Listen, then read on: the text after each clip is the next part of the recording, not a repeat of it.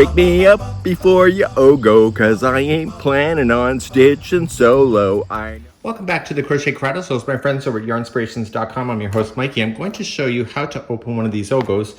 Today's purpose of the video is to show you how this is wound and to wind it to a winder, because people actually want to see what it looks like when it's in between the colors. Yes, it's one strand, just dyed like a regular would be for a cake.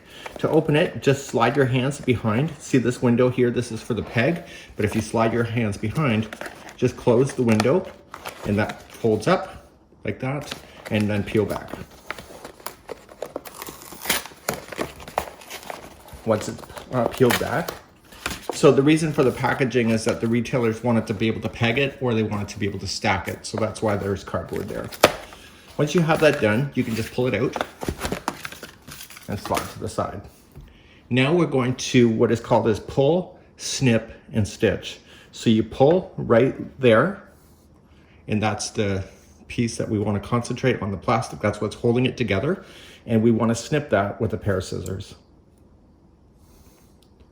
So now we pulled and snipped, and now we just have to find the end. Can you tell which one is the end?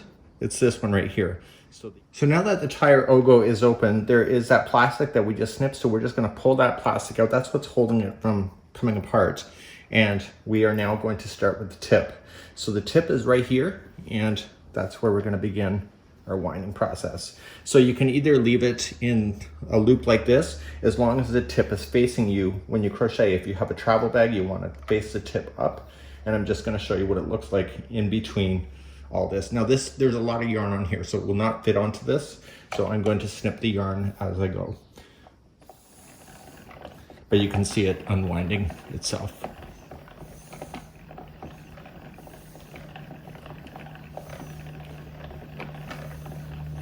So you see it's not feeding from the entire ball, it's just feeding from the tip.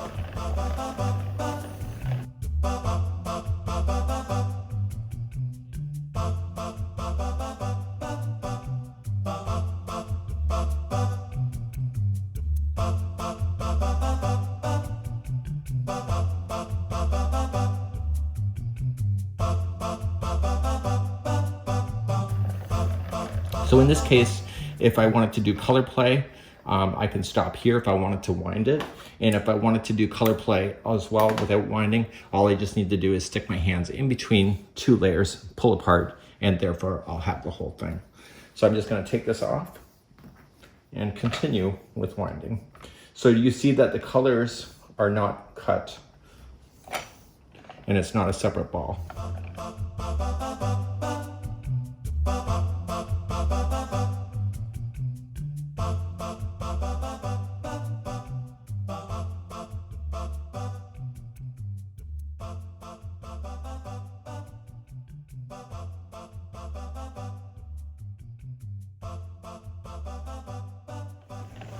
So I find myself when I crochet with this is that I'm addicted to watching this Ogo change.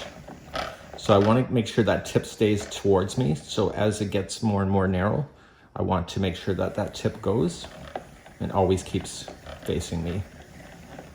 So you can put it on a coffee table, side of a sofa, as long as that tip and just those few inches are looking at you. So you can honestly just straighten it out as well. And when the color changes, you see it's just dyed.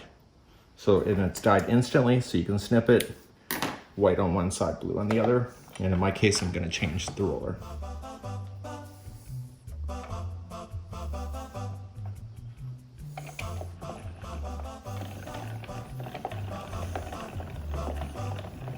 Kind of a helpful tip to you as well, if you have any kind of idea of putting something underneath to lift it like that to your hands as well, that's also really quite helpful.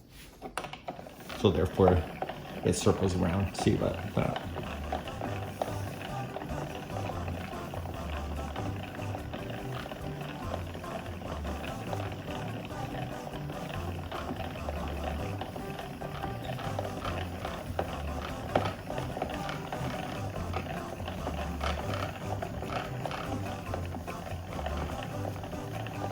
See, so you can kind of get an idea when you're crocheting. It's like the cakes, but it's a different format, and when it's changing. It's just like that.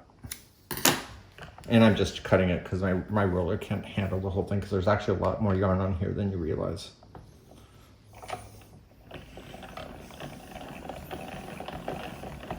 So if you want to do color plate like that, you can change the order of anything. So if you don't like the order that the designers have come up with, you can just snip that yarn and change the order on your project. You can do that on hats and scarves.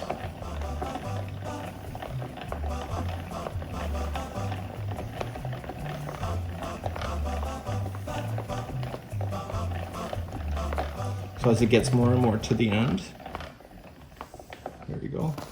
It's getting closer and closer to the end of the story here.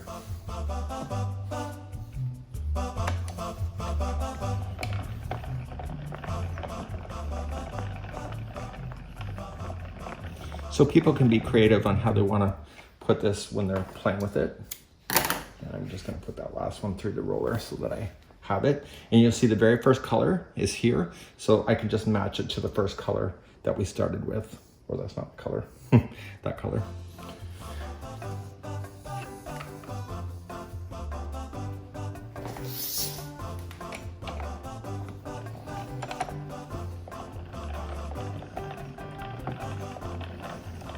So hopefully that answers some questions about how this O'Go is wound.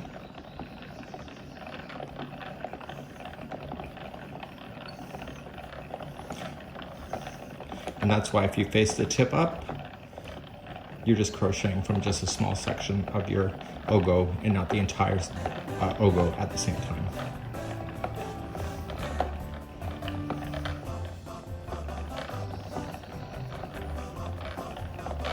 Don't you wish you could crochet this fast?